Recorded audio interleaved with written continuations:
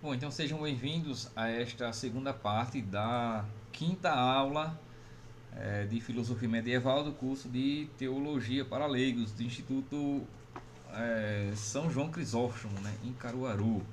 Eu me chamo Cleibson Américo, né, e estamos aqui para aprendermos juntos. Né, quem não é inscrito no canal, depois também se inscreva aí, não é? Enfim.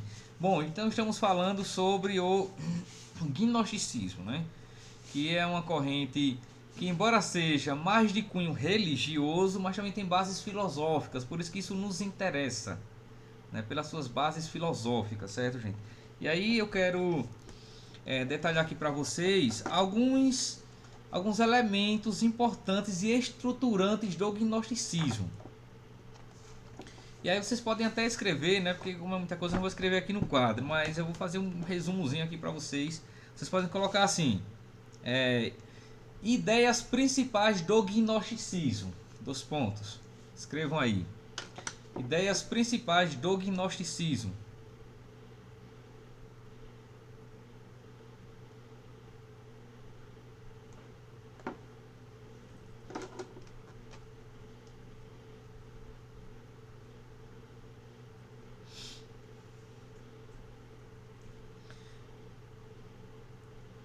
Bom, primeiro, vocês colocam, primeiro, o mundo material, o mundo material é considerado um lugar inadequado para o ser humano. O mundo material é considerado um lugar inadequado para o ser humano.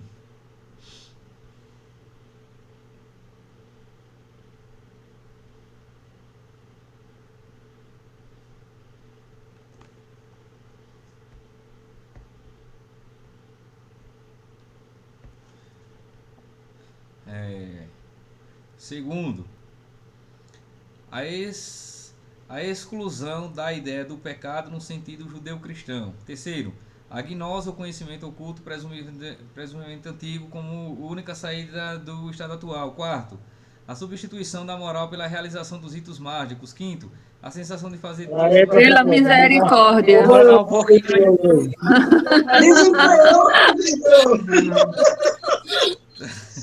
Tá, então tá. Tá, então, E eu tô rápido aqui no computador, viu? Mas não acompanhei não, pela glória. então tá Ela bom, foi não mal pegou aí. não, então ainda estou inadequado ainda. Então vamos. Mas eu anotei aqui na gravação, tá anotado. Então vamos lá. O segundo, a exclusão da ideia do pecado no sentido judeu-cristão.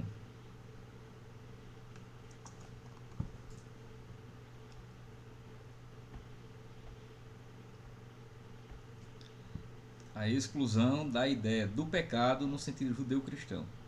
Terceiro,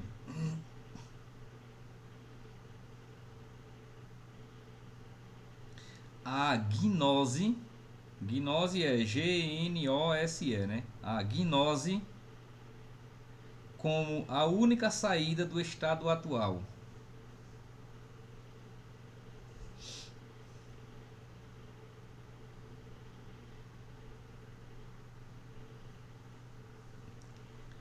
Quarto, Repita aí a gnose, que não é que escreve, é entendeu? Por favor. Gnose. É um G de gato mudo. A gnose Obrigado. como única saída do estado atual.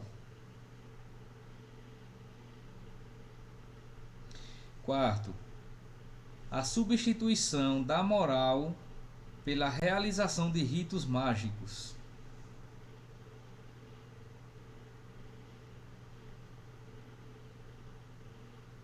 A substituição da moral pela realização de ritos mágicos.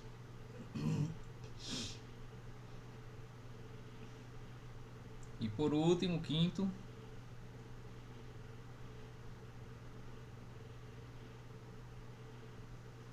É a substituição da moral por pela realização de ritos mágicos. pela realização do ritos mágicos. E o quinto e último princípio, né, do gnosticismo, a sensação de fazer parte de uma elite A sensação de fazer parte de uma elite. Apenas ter elite. A sensação de fazer parte de uma elite.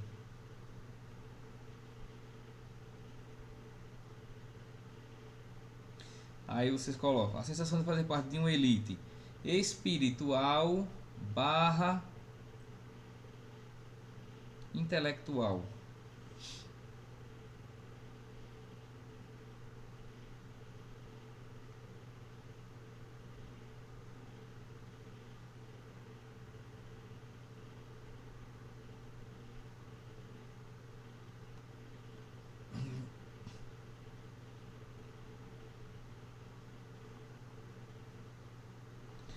Bom, aí eu quero comentar alguns desses pontos aqui com vocês, gente.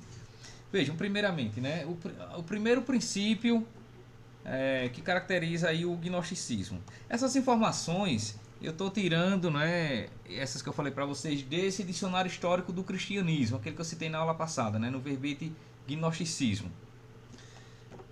Algumas coisas que eu vou falar agora, estou trazendo aqui outras de outras fontes, né, que eu li.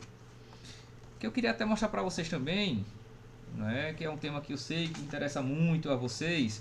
Algumas coisas que eu também li sobre gnosticismo está neste volume primeiro dessa coleção Curso de História da Igreja, a Idade Antiga. Aí no volume 1 trata também das correntes gnósticas do século I e II. Essa coleção é uma coleção de História da Igreja, são 4 volumes, viu, gente? Vou mostrar aqui para vocês, são atitudes de conhecimento. É uma coleção de 4 livros sobre a história da igreja. É uma coleção pequena, né? Que quando é uma coleção bem detalhada mesmo, são longos volumes. Aqui nós temos 4 livros sobre a história da igreja. Nós temos esse A Idade Antiga, que é o volume 1. Nós temos esse outro A Idade Média, que é o volume 2. Nós temos o terceiro, a Idade Moderna, a Igreja na Idade Moderna, certo? E esse, a Idade Contemporânea, que é a Igreja na Contemporaneidade. São as 4 etapas da história pós-nascimento de Cristo, certo? É da editora Paulo, né? Uma coleção breve, assim, que vale muito a pena, né? Ela é resumida, obviamente, né? Mas para uma leitura, ninguém aqui pretende, eu acho que ser historiador, né? Se não pretender, apenas para ter um conhecimento da história da igreja, vale muito a pena esses 4 volumes, viu? Que outro dia estava até em promoção no site da editora Paulo. Não está mais, eu acho, mas estava bem baratinho mesmo. Se eu estivesse dando aula nessa época, aí eu já tinha mandado vocês ir lá comprar, né? Para esgotar, né, os últimos volumes. Bom, então vejam, o primeiro, o mundo material para o gnosticismo é considerado um lugar inadequado para o ser humano.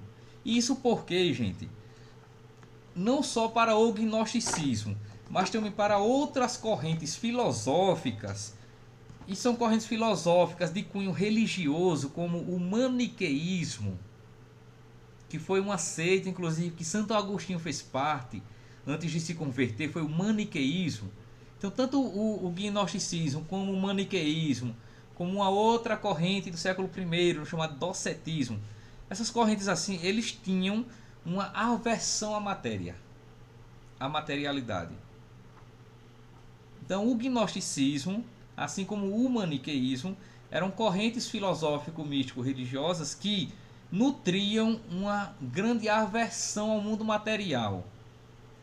Por isso consideravam que o mundo material era inadequado para o ser humano. Porque a matéria é fonte do mal. A ideia é essa. A matéria é fonte do mal. Porque é da matéria que vem o pecado, as más inclinações e tudo mais, né? Sempre dos desejos materiais. Aí daí, do mundo material, advém os males. Inclusive, né, algumas dessas correntes, como o maniqueísmo, por exemplo, consideravam que o mundo material não foi criado por Deus. O mundo material foi criado por um Deus mau. Havia o Deus do bem que criou as almas, né, os espíritos, tudo mais, e o Deus mau, o Deus do mal que criou o mundo material, né? E estas almas, elas ficam aprisionadas no corpo, que isso aqui traz um pouco também da doutrina platônica, né? O corpo, ele traz a alma, mas é uma prisão para a alma. E o ideal ético, nesse sentido, é libertar-se do corpo, libertar-se da materialidade. Os gnósticos tinham muito isso. Tem que se libertar dos desejos materiais. Compreendem? Que é o que Aquila também está aqui falando, né? Que a heresia cátara também vai nessa visão gnóstica. Exatamente. Que os cátaros, né? O catarismo, ou também chamado de albigenses, que são uma corrente, né, do século XII, no sul da França, também tinha essa mesma ideia, Aquila. Bem lembrado, certo?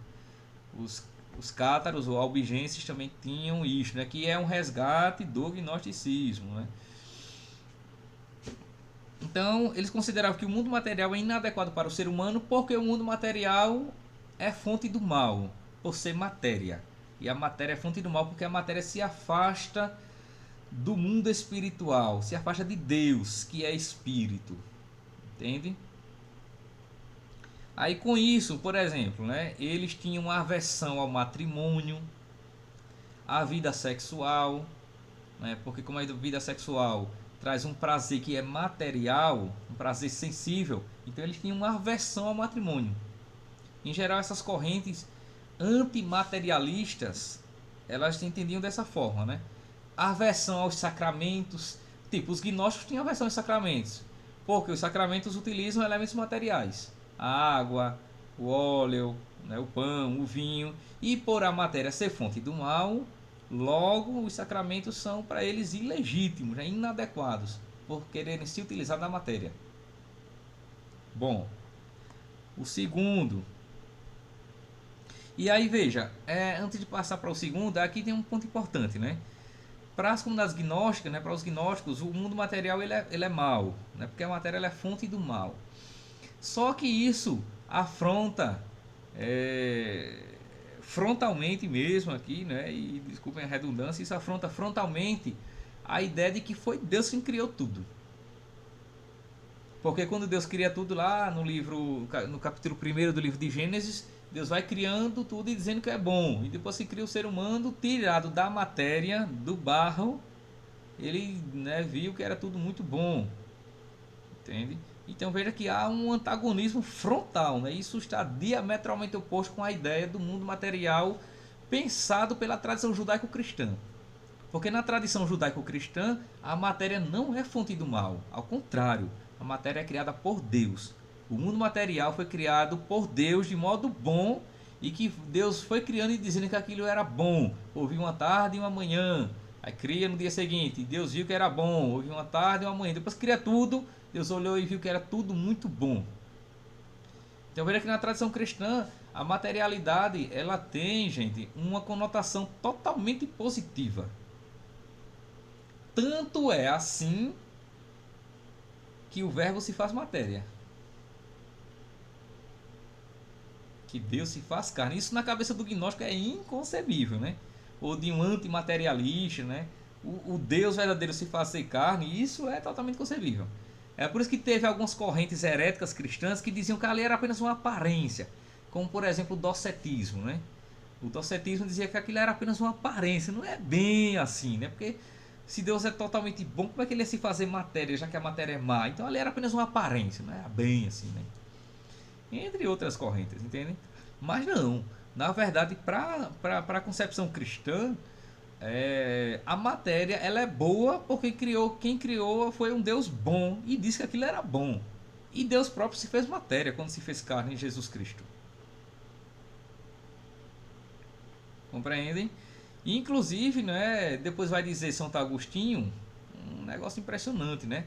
O Agostinho diz assim, gente, olha, que se a carne, né, a carne material, Sayonara, se a carne para nada servisse, o verbo não teria se feito carne.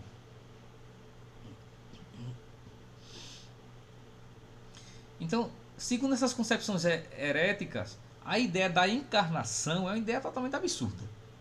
Porque como é que um Deus totalmente bom e puro vai se fazer matéria, uma vez que a matéria é fonte do mal?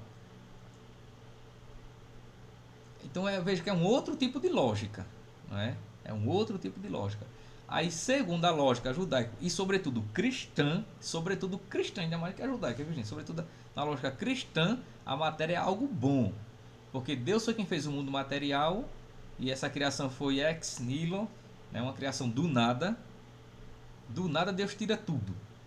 Né?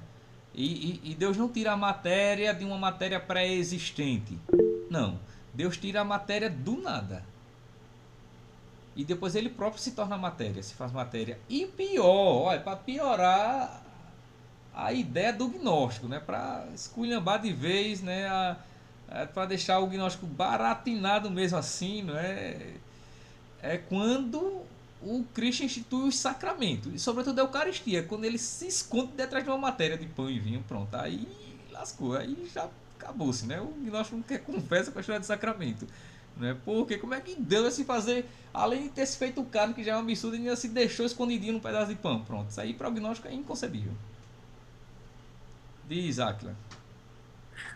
Professor, no caso assim, o gnosticismo propriamente dito, ele só vem aí nesse primeiro, segundo século, ou ele tem alguma historiedade um pouco anterior? Porque no caso do Novo Testamento, na primeira carta de São Paulo a Timóteo, ele já condenava falsas doutrinas, que inclusive ele até chama o termo que eu lembrei quando o senhor falou no começo da aula, didascalia, não é isso? Isso. Ele fala heterodidascaléu, para insinuar ensinamentos falsos. Não, doutrinas estranhas, se eu não me engano, a tradução. Isso. Aí ele condena doutrinas estranhas que condena o matrimônio, coisas do tipo, justamente falando que a matéria seria má. Isso já seria o início do gnosticismo, ele é anterior a isso? Não, seria assim. Seria assim. Porque, inclusive, essa é uma das especulações entre os historiadores, é que o gnosticismo ele já estava nos tempos do Novo Testamento. Ou pelo menos assim, as primeiras bases, os primeiros elementos do gnosticismo, que depois vai evoluir para uma doutrina mais sistematizada. Entende? Então, já estava assim ali, né? Os fundamentos do gnosticismo já nos tempos do Novo Testamento mesmo. Né? Já estava lá. Que São Paulo, inclusive, faz essa condenação mesmo. Tipo, tanto na primeira quanto na segunda carta, né? A Timóteo, Paulo já fala realmente disso, né? Quando ele vai alertar contra aqueles falsos mestres, né? Que ensinam doutrinas estranhas. Que ao mesmo tempo que Paulo vai exortando contra isso, ele vai dizendo, olha, confie naqueles que eu ordenei pela imposição das minhas mãos, não sigam outros, né? Não sigam, porque vai haver muitos falsos mestres entre vocês, né? Que juntarão pessoas, né, para crer em coisas estranhas. Isso, por exemplo, na segunda carta, né, de Timóteo, capítulo 4, versículo 3, ele diz, virão tempos em que o ensinamento salutar, né, não será aceito, mas as pessoas acumularão mestres que eles encham os ouvidos de coisas estranhas de acordo com seus próprios desejos, desviarão os ouvidos da verdade e divagarão ao sabor das fábulas, né? E aí depois ele diz, tu porém, Timóteo, né, controla-te em tudo, suporta as adversidades, dedica-te ao trabalho do evangelho e desempenha com esmero o teu ministério. E aí depois exorta o Timóteo, né, a permanecer firme, né, na fé e não se desviar atrás dessas doutrinas estranhas. Entende, gente? Então, ali nos tempos já do Novo Testamento, já havia sim isso, viu? Tipo, na primeira carta a Timóteo, no capítulo 4, né, primeira carta no capítulo 4, ele já diz isso, olha, o Espírito diz abertamente que nos últimos tempos alguns hão de apostatar da fé, dando ouvido a espíritos enganadores e a doutrinas diabólicas, seduzidos pela hipocrisia de mentirosos, né, cuja consciência foi marcada com ferro em brasa. Aí é o que Aquila lembrou aqui, né? Isso é no versículo 3, capítulo 4, versículo 3 da primeira carta a Timóteo, viu, gente? Proibirão o casamento e o uso de alimentos. E aí aqui a gente vê essa consideração que a matéria é má.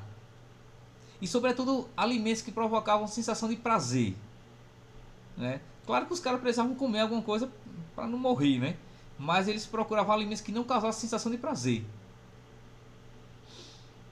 Aí proibirão o casamento e o uso de alimentos que Deus criou para serem consumidos em ação de graças pelos que têm fé e conhecem a verdade. Pois tudo o que Deus criou é bom e nada deve ser rejeitado quando tomado em ação de graças. Com efeito, tudo é santificado pela palavra de Deus e pela oração. Que aqui, gente, inclusive, né, está aquela discussão. Veja, aqui está aquela discussão que havia, porque alguns pegando o texto do Antigo Testamento dizem, olha, não pode comer carne de porco porque é impura, não pode comer carne de animal que tenha fenda, né, porque é impuro, né, não pode comer carne em casa de pagão porque é impuro, enfim, né? E isso no Novo Testamento, né, na comunidade cristã, isso vai ser totalmente desfeito, viu? Porque não há alimento impuro. E por que não há nenhum alimento impuro? Porque foi Deus quem fez todas essas coisas. Então o porco, né, para o judeu, tipo, em Israel não havia porco, né? Em Israel não, tanto que quando vai expulsar aquele espírito, manda para os porcos morrerem e se afogarem, né? Porque um judeu não ia criar porco, isso era uma coisa indigna, né? Quem criava um porco eram os pagãos. Então, para o judeu é inconcebível comer carne de porco porque é um animal impuro. Aí era uma das discussões que tinha na comunidade cristã primitiva. Sobretudo daqueles cristãos que vieram do judaísmo, que iriam continuar vivendo essa regra, essa prática de não comer certos tipos de alimento. Aí quando tem aquela discussão no Concílio de Jerusalém, que nós falamos, né, no ano 49 e 50, aí lá é definido que não tem alimento impuro nenhum, porque tudo é santificado, porque tudo vem de Deus, inclusive o porco.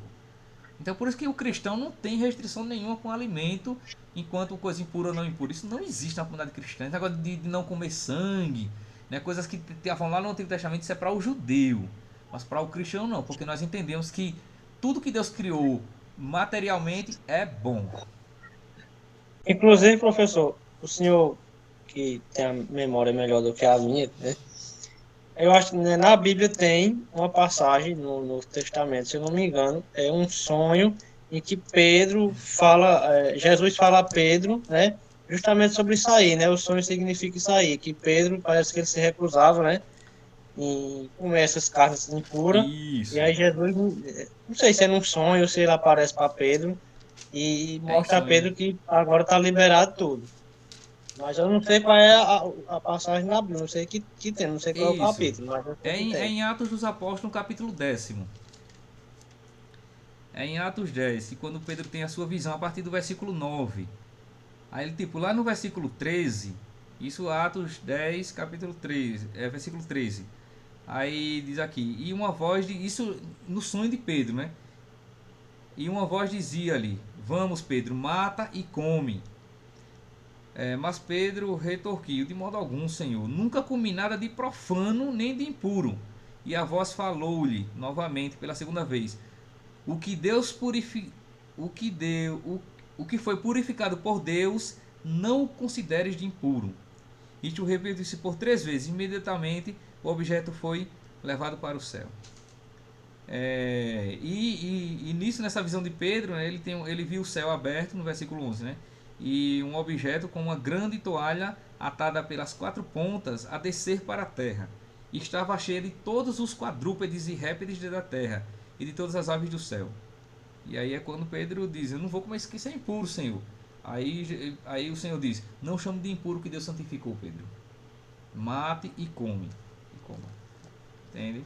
Isso foi um dos temas que dividiu muito a comunidade cristã no começo. E aí precisou um concílio, né, dos apóstolos para dizer que, olha, a gente não precisa seguir as tradições judaicas. Porque o cristianismo ele é outra coisa.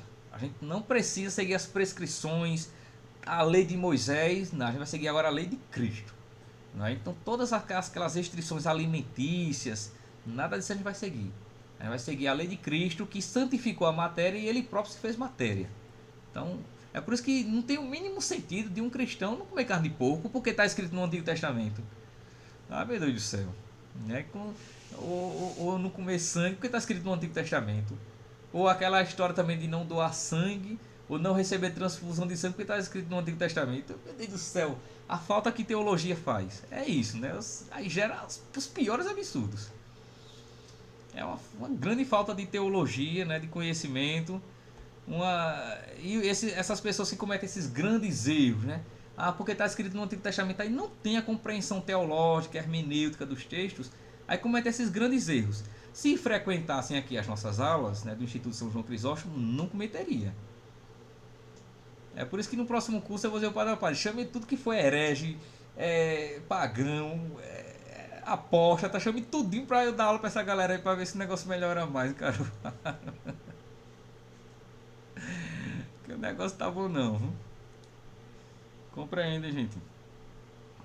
Então, e aí, né, voltando àquilo que a Aquila falou, né, que a gente viu no capítulo 4 da primeira carta a Timóteo, ali já havia, né, os indícios, né, os primeiros elementos assim, né, do gnosticismo, que na verdade, isso, o gnosticismo, gente, não é tipo esse sentimento antimatéria, né? Essa conduta antimatéria também não é exclusiva do gnosticismo. Isso já vem um pouco da influência platônica, viu?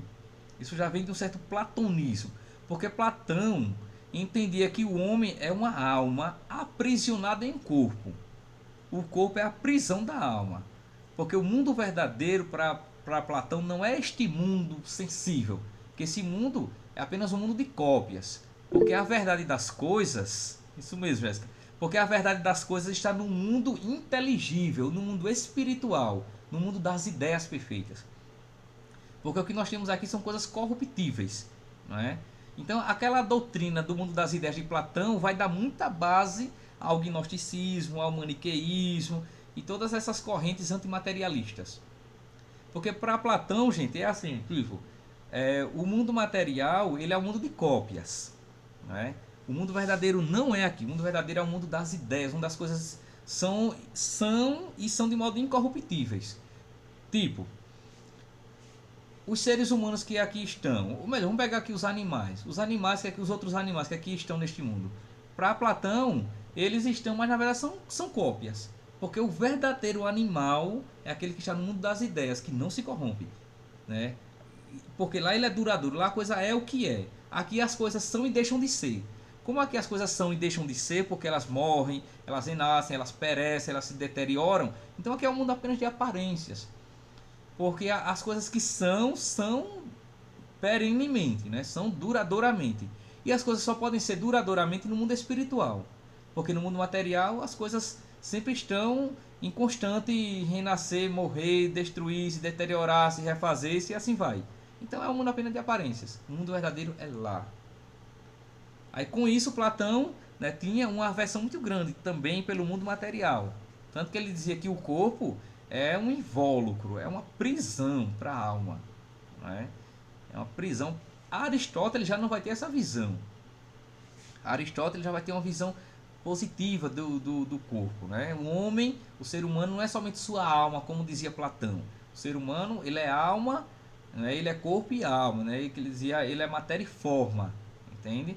Então, e vai ser essa visão antropológica, né, em relação ao homem, essa visão antropológica de Aristóteles, que vai futuramente dar base para Santo Tomás de Aquino também compor uma antropologia filosófica, com essa definição de que o homem é corpo e alma. A doutrina que aqui Santo Tomás vai desenvolver do homem, corpo e alma, ele vai pegar da Bíblia e de Aristóteles. Não é? Agora, em relação ao platonismo, né, a filosofia de Platão e ao neoplatonismo, lá já se nutria uma certa depreciação do mundo material. E nos tempos do Novo Testamento, né, o mundo pagão, o mundo helenístico, né, o mundo, né, grego, helenístico, já tinha muito isso, né, dessa aversão ao mundo material, que vem do platonismo, vem do pitagorismo. Não é? Pitágoras, antes de Platão, também já tinha isso. Vem das religiões órficas mais antigas. Compreende? Isso aparece nos tempos do Novo Testamento. E depois no gnosticismo vai ser mais sistematizado, mais organizado. Entende, Áquila? Entende, gente? Então, neste sentido, no Novo Testamento já há esses elementos gnósticos, mas que já vem de uma tradição também. De uma tradição platônica, neoplatônica, pitagórica, órfica.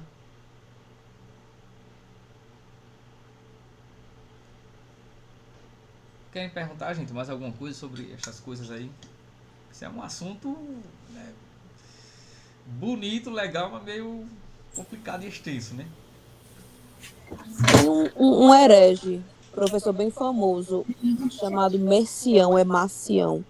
Marcião. Ele, Marcião, né? Se eu não me engano, ele era gnóstico, ou ele era de alguma corrente assim do tipo, parecida. Que tinha uma treta dele com João o Evangelista. Eu vi isso em um livro de História do Cristianismo e depois eu revi naquele de Santo Afonso Maria de Ligório, História das Heresias. Só não Sim. sei se era gnosticismo, mas eu sei que ele também tinha essa questão com a matéria. É o Marcião que dá origem a uma doutrina chamada de marcionismo, que é do século II. Isso. Eu, Uma- eu, eu, eu lembro muito dele porque tem um episódio bem curioso dele com João, que quem conta, se eu não me engano, é Policarpo, que Sim, fala que teve um momento em que João estava pregando em algum lugar. Não, João estava hospedado, estava em uma hospedaria e Marcião chegava para pregar. E João saiu da hospedaria enrolado numa toalha para não ficar no mesmo lugar que Marcião estava, porque disse que onde Marcião abria a boca, o teto desabava. é possível, né? É possível que tenha sido isso mesmo, né? Que esse Marcião não era brincadeira, não. Olha, o Marcião de Sinop, né? Ele é do século I, né? Ele é quem dá origem a uma heresia, que é um sistema de crenças, né? Herético, dualista, né? Chamado de marcionismo, que recebe o nome dele, né? Marcião, e o marcionismo vem de Marcião. E ele, né, também estava envolvido ali, não é, com alguns escritos do Novo Testamento, considerando uns, considerando outros não, né? E o Marcião também tinha assim essa visão, né? Tanto que o Marcião era um cristão, era um herege cristão, né? O Marcião, ele distinguia dois deuses, né? O Deus do Antigo Testamento, que era um Deus imperfeito, né? Do Deus do Novo Testamento, que era um Deus perfeito, né? Então era uma forma de heresia que também fazia uma dualidade em tudo, bem e mal, matéria e espírito, considerando a matéria inferior ao espírito, né? Também no marcionismo já tinha essa ideia, né, de um certo antimaterialismo também, viu? Isso aí procede, viu? Isso aí procede. Então, gente,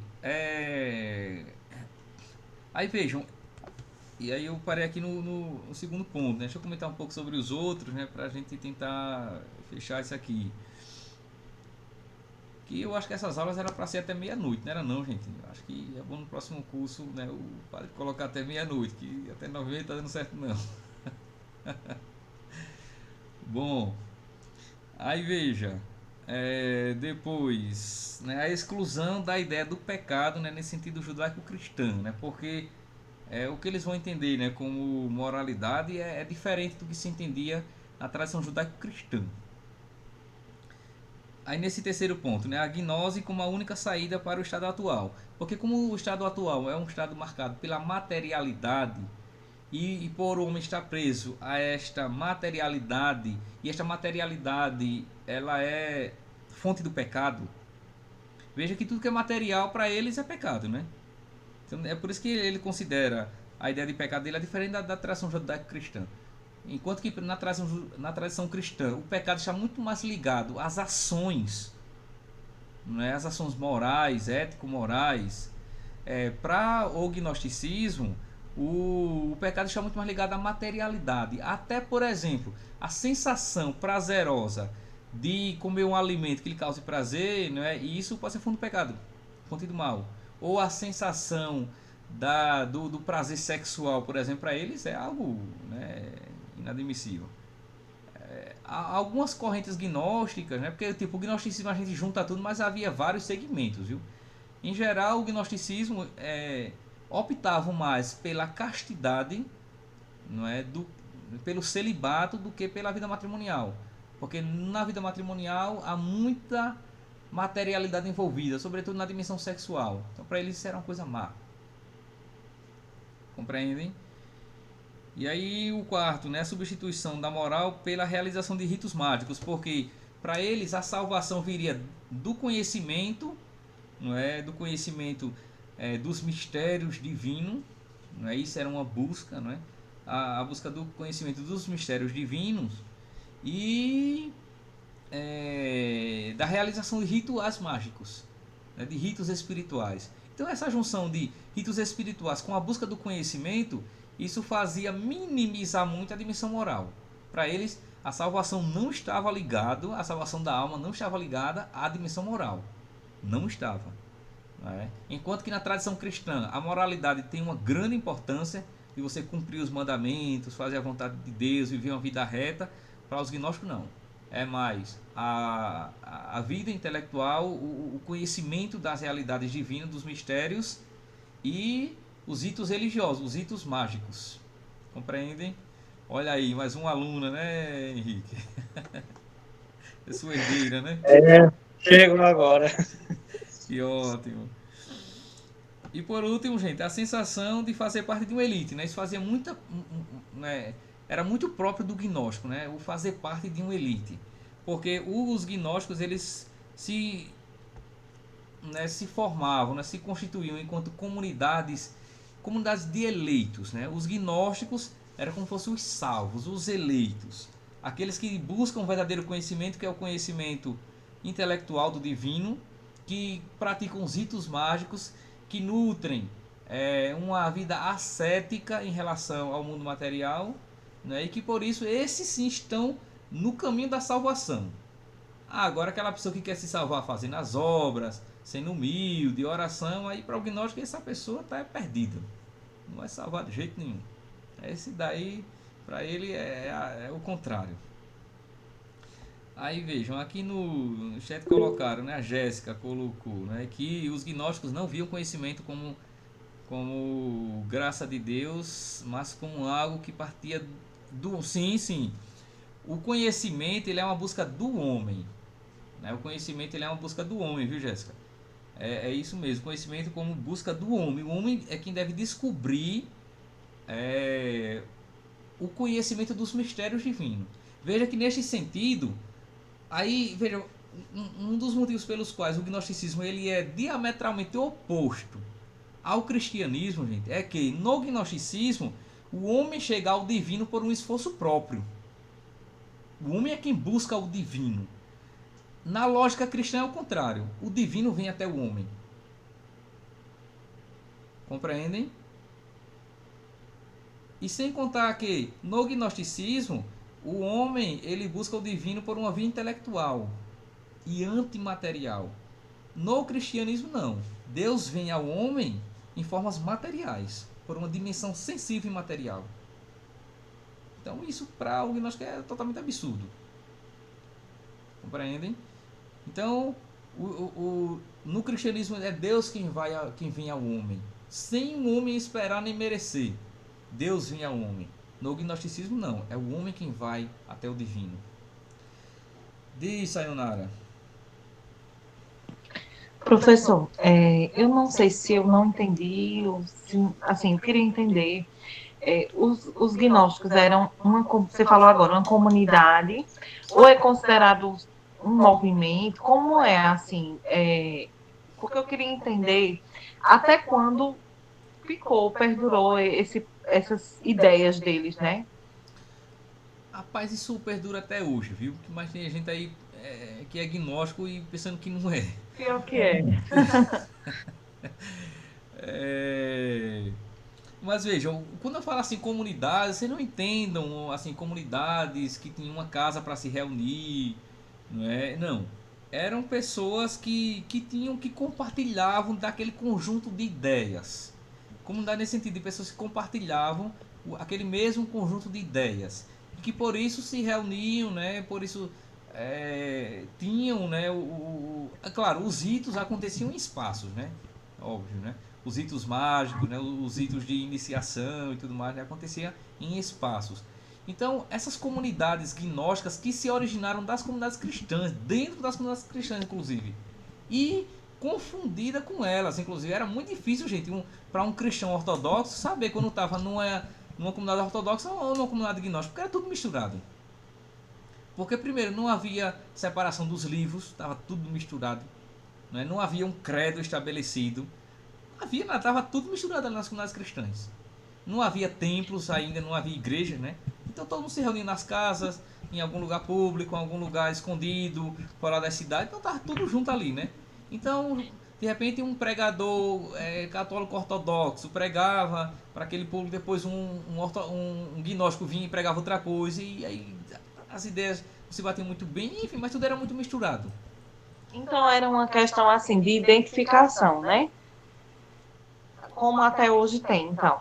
Isso. Então pessoas se identificavam com aquilo ali, só que aos poucos esse conjunto, né, de ideias que muitas pessoas compartilhavam começou a ficar mais nítido que era uma coisa à parte.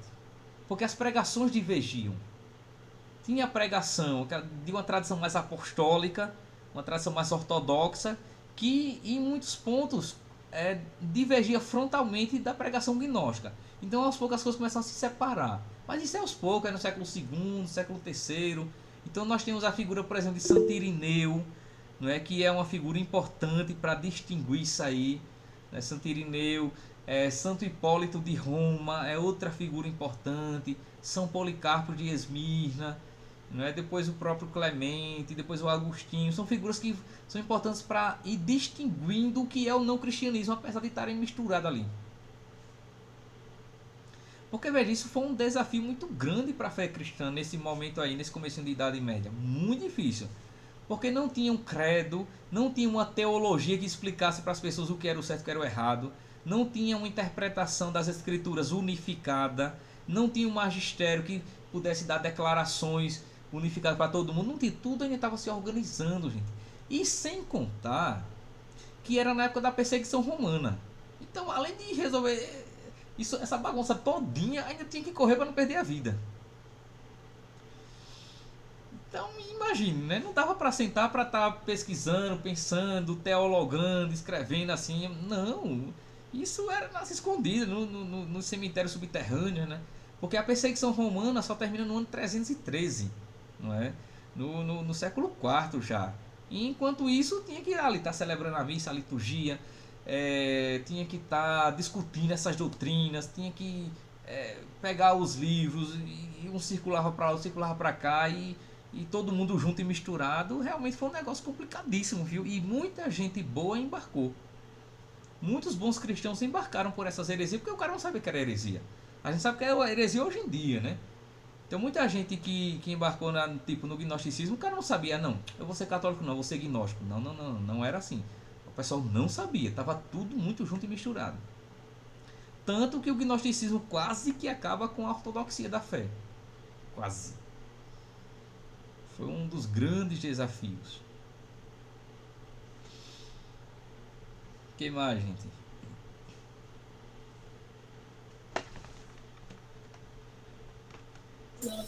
Professor, eu fiquei assim em dúvida que ideia é ele substituir a moral pela realização de ritos mágicos. O que é isso, assim, ritos mágicos? Faziam o quê? Superstições? Oi? Superstições era, não. Magia. Sim, mais ou menos por aí, né? Eram ritos religiosos. Eram ritos religiosos mesmo. Eram rituais religiosos à maneira gnóstica, né? Meio, porque assim, o gnosticismo ele pegava elementos de algumas correntes. Então pegava um pouquinho de cristianismo, pegava um pouquinho de judaísmo, pegava um pouquinho de religiões orientais, enfim. Então mesclava ali para fazer ritos de iniciação, porque eles tinham ritos de iniciação, né? Que a pessoa, para ser gnóstico mesmo, passava por fases, né? Então e essas fases elas eram através de ritos, né? De momentos religiosos, práticas religiosas. O que mais, gente? Ok, obrigado.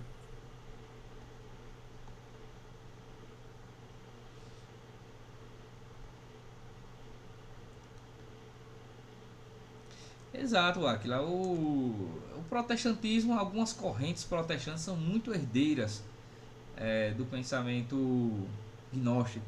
Tipo, do luteranismo do luteranismo surge uma corrente protestante, né, chamada de puritana, né, é o puritanismo, que é uma corrente rigorosa, né, do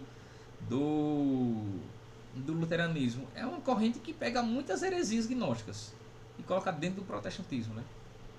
O protestantismo é uma mistura de muita coisa, viu? Mistura de coisas do catolicismo, ortodoxo, mistura de heresias já superadas e assim vai. Como por exemplo o nome Jeová, né, que o testemunho de Jeová usa, né? Isso foi um erro que já foi superado há mais de 800 anos atrás. O nome Jeová, que é um erro de tradução, né? Traduzir o tetragrama, né, as 4 letras sagradas do nome Yahvé por Jeová. Isso é um erro de escrita hebraica, né? Que isso já foi superado há mais de um milênio atrás. Mas o pessoal usa aí hoje em dia, né? Enfim, se você for dissecar mesmo o protestantismo nas suas diversas correntes, você acha tanta da heresia, menino. É um castigo.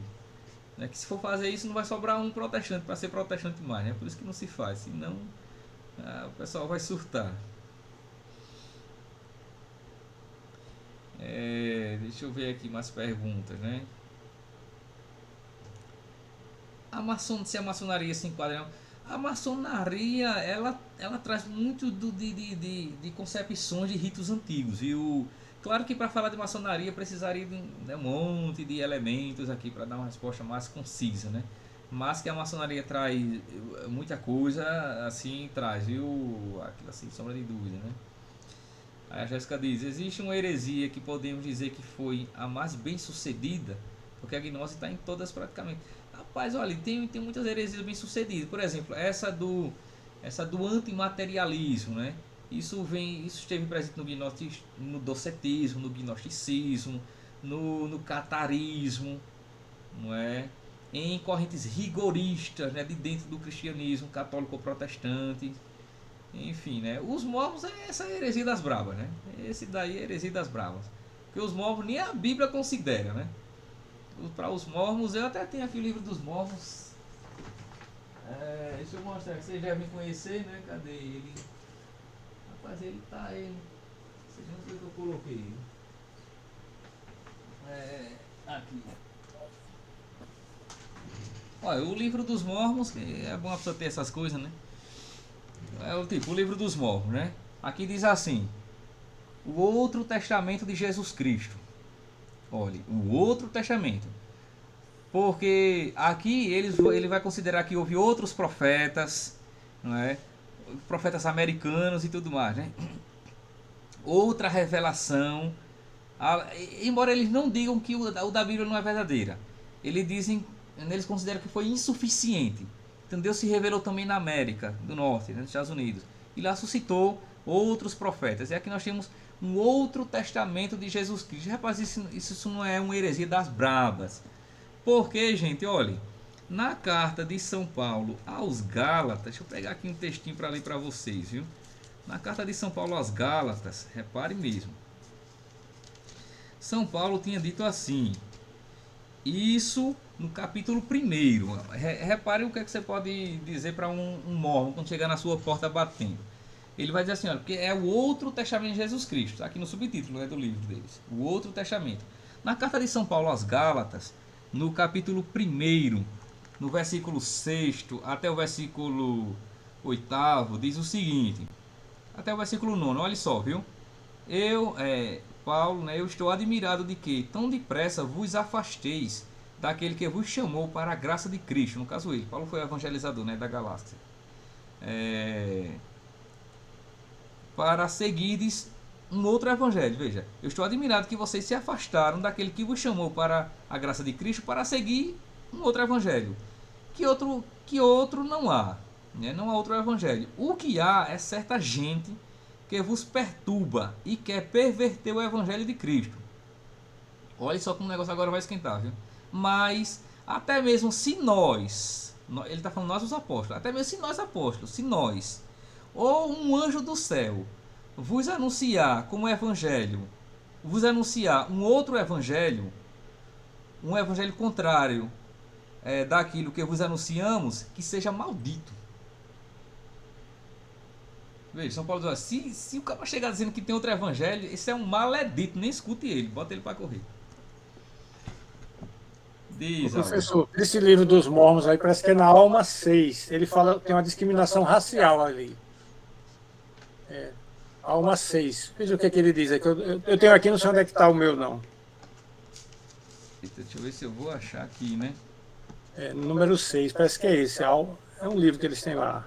É porque eles têm vários livros, né? Peraí, na Alma. Tem um livro Alma aqui, Alma 6, né? Número 6. Eu achei aqui.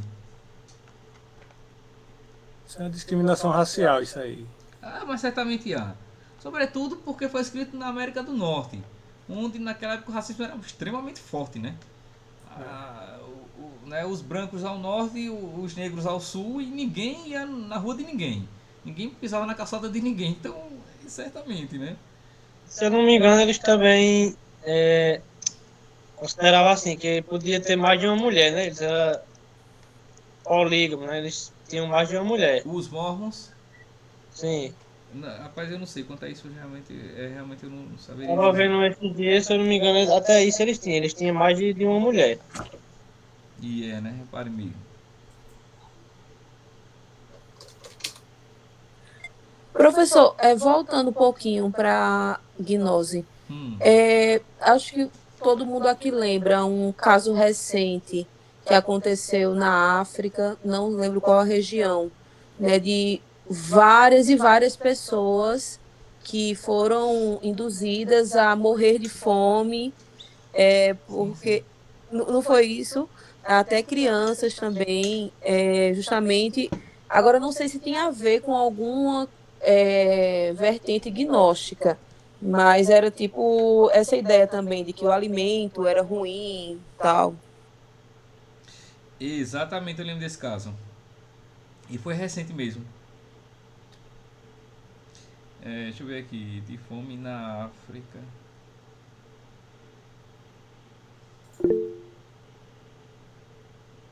Eu achei aqui, eu acho que é isso. E a pele dos Armalitas era escura por causa do sinal que havia sido posto em seus pais como anátema pela transgressão e rebeldia. Eles dizem que colocaram ser negro por causa disso. Uma rebeldia, é uma coisa louca. Que eram os Nefes, Jacó, que foram homens justos e santos. Isso. Ficou conhecido como a seita do jejum. Foram 112 mortos. Repare, como fazem jejuns rigorosos e por concepções religiosas. E aí tinha realmente essa ideia, né, da antimaterialidade, não dar o prazer ao corpo, né, fazer jejuns rigorosos, né? Tem isso mesmo, gente. Foram 112 pessoas mortas. Isso foi no Quênia, lá na África. Por concepções religiosas. Veja, que são formas que o gnosticismo é interessante porque assim ele vai ganhando formas diferentes ao longo da história.